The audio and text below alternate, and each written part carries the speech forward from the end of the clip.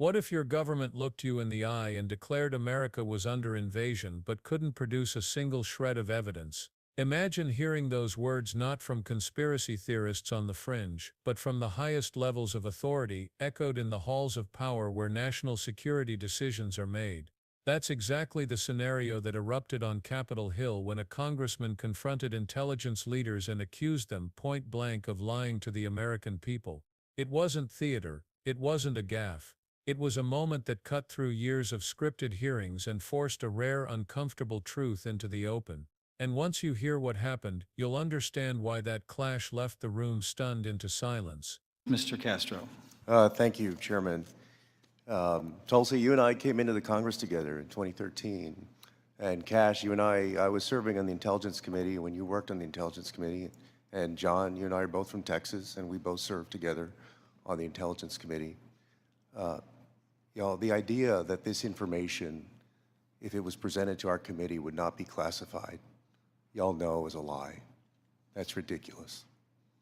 I've seen things much less sensitive be presented to us with high classification. And to say that it isn't is a lie to the country. I want to ask the generals now. The NSA is principally in charge of intercepting things like signals intelligence from other countries.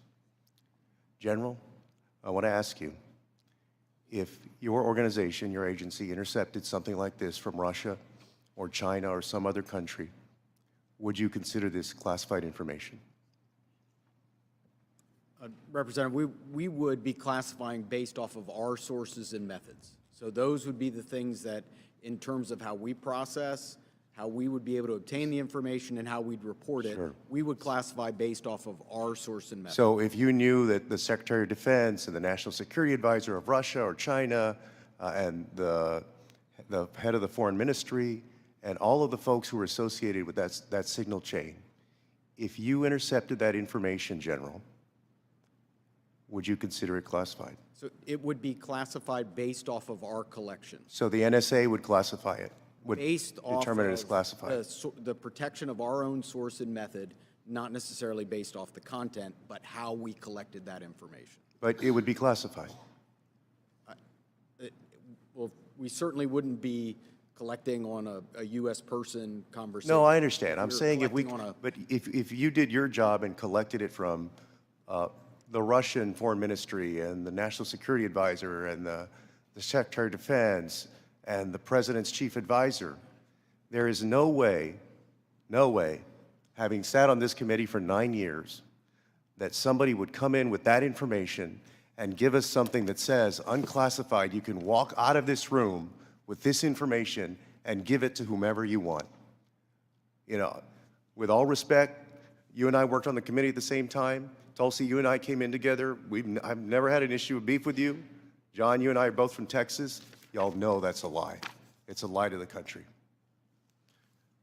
I want to ask about the Alien Enemies Act really quick while I have time. The President has used the Alien Enemies Act, a wartime authority last used to detain German and Japanese nationals during World War II, to summarily deport people accused of being members of the Venezuelan gang Tren de Agua. To invoke this law, the President must demonstrate that the United States is under invasion by a foreign nation or government. They have alleged that we are under invasion by the Venezuelan government. The idea that we are at war with Venezuela would come as a surprise to most Americans.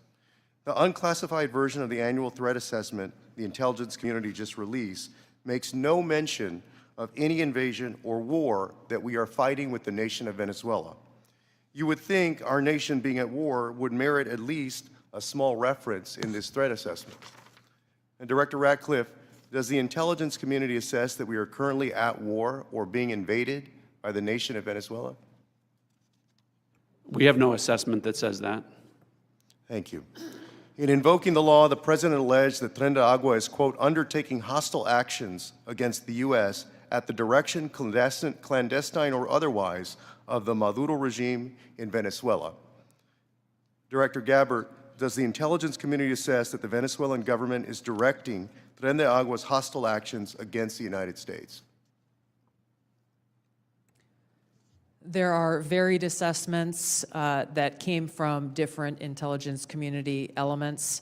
I'll defer to Director Patel to speak specifically to the FBI assessment. But let me ask you, so you're saying there are conflicting assessments that have come from the IC? That's correct. Okay, thank you. We'll take it up in closed session. All right. You know, your threat assessment makes issue of, highlights fentanyl trafficking as a top threat to the United States, yet support for law enforcement cooperation with Mexico has been put on hold, and there's been a threat of invasion to Mexico by the United States. You assess that Russia's advanced cyber capabilities make it a persistent counterintelligence cyber threat, yet the administration shut down the unit at the Cybersecurity Infrastructure Agency tasked with stopping Russian cyber attacks. There are so many other ways that the actions of this administration have contradicted this threat assessment, and the administration is making the world and the United States more dangerous. I yield back. The gentleman yields. The controversy began with a leak. Not just any leak, but a classified set of messages pulled from a Signal chat involving senior figures in sensitive military discussions. To anyone who's ever dealt with intelligence oversight, this was the kind of material that would normally be locked behind the highest classification levels. If a foreign power, Russia, China, you name it, had been caught sending similar messages, the documents would have been treated like a ticking bomb. They would have been stamped, sealed, and locked away under top-secret classification before a single page ever saw the light of day. Yet here in Washington, the same information was suddenly being brushed off as unclassified, handed around as though it carried no risk. The sheer absurdity of that shift was obvious to anyone who had ever sat in a classified briefing. And Congressman Joaquin Castro, who'd spent nearly a decade on the House Intelligence Committee, knew exactly what he was looking at.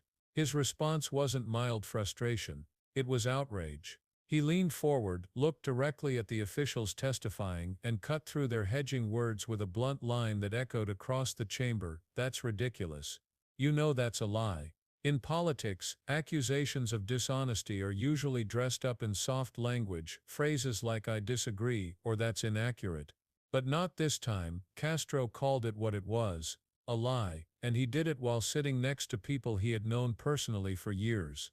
Tulsi Gabbard, with whom he entered Congress in 2013, John Ratcliffe, a fellow Texan and former colleague on the same committee.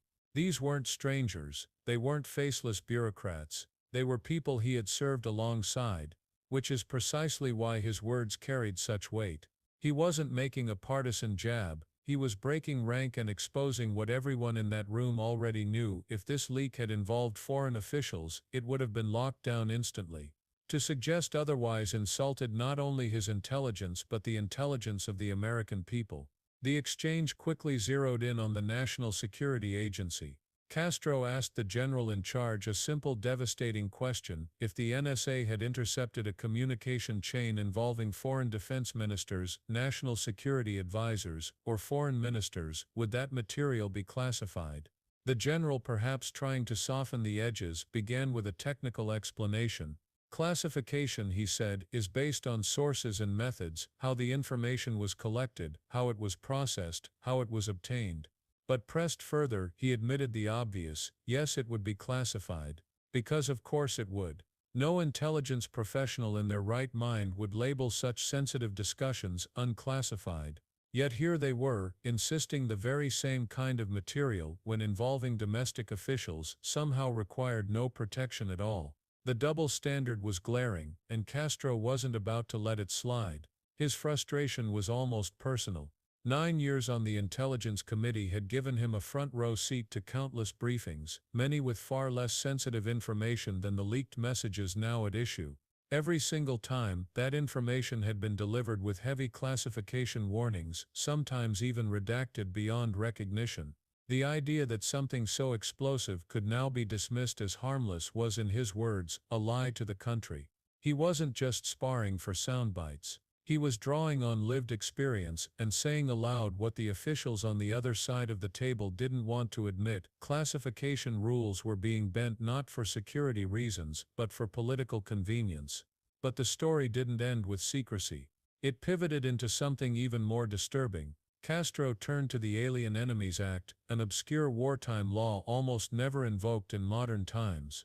Its last major use dated back to World War II, when German and Japanese nationals were detained under sweeping wartime authority.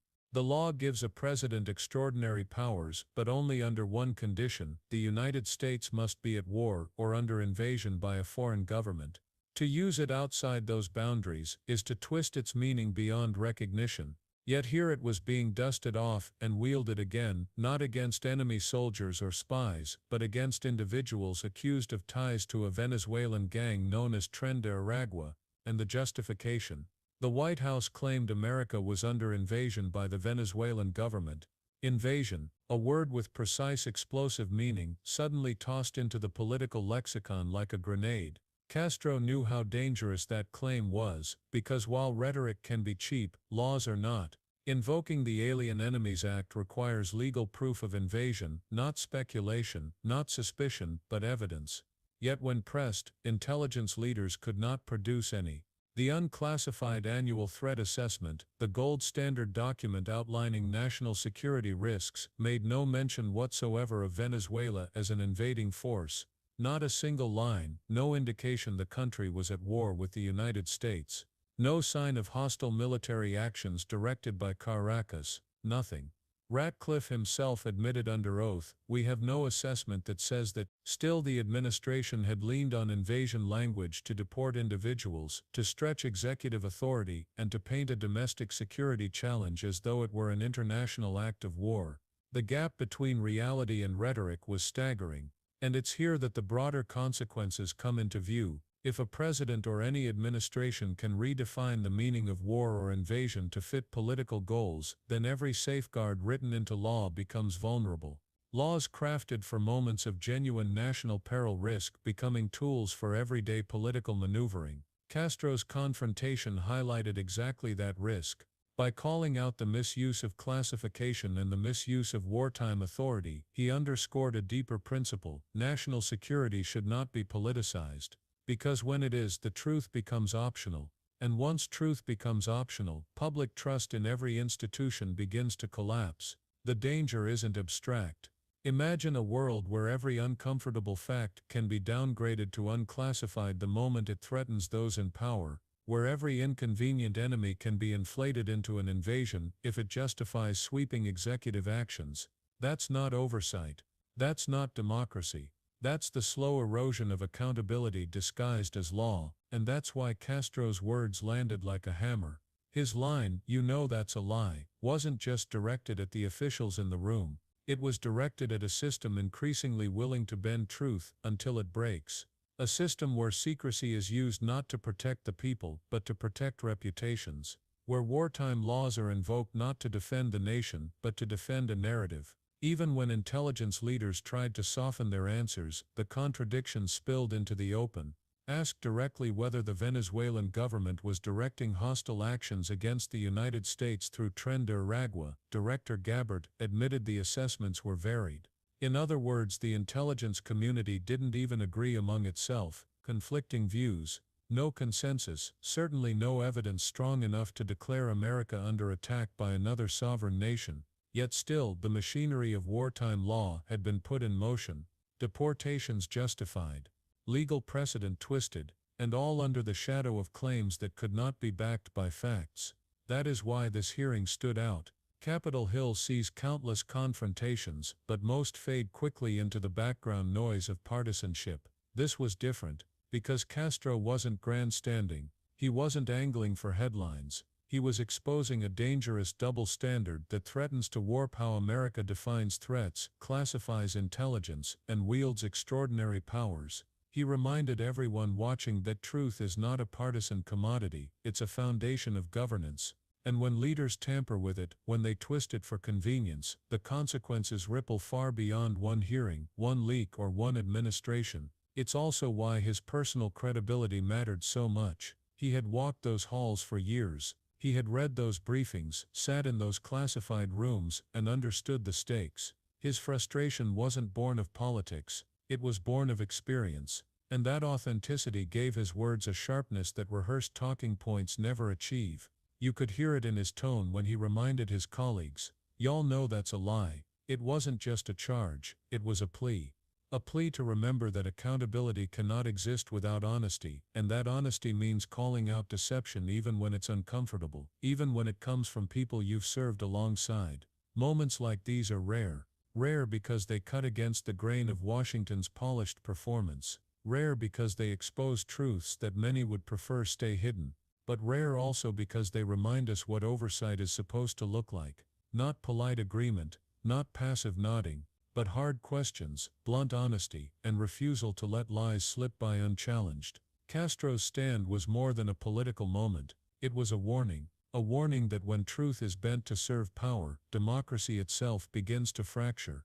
And so the question lingers, if our leaders can look the public in the eye and deny what they know to be true about intelligence, classification, and national security, then who is really protecting the American people? Who decides what is fact and what is fiction when the institutions built to guard the truth bend under pressure? That's the heart of this story. Not just the clash on Capitol Hill, but what it means for all of us watching from the outside. If you believe that honesty and accountability still matter, then don't let this moment vanish into the noise. Share it, talk about it, remember it, because truth should never be optional. And if you want to see more stories that pull back the curtain on power, subscribe to this channel, hit that like button, and stay with us. Together we can make sure these moments of raw honesty don't disappear, but instead become the sparks that keep democracy alive.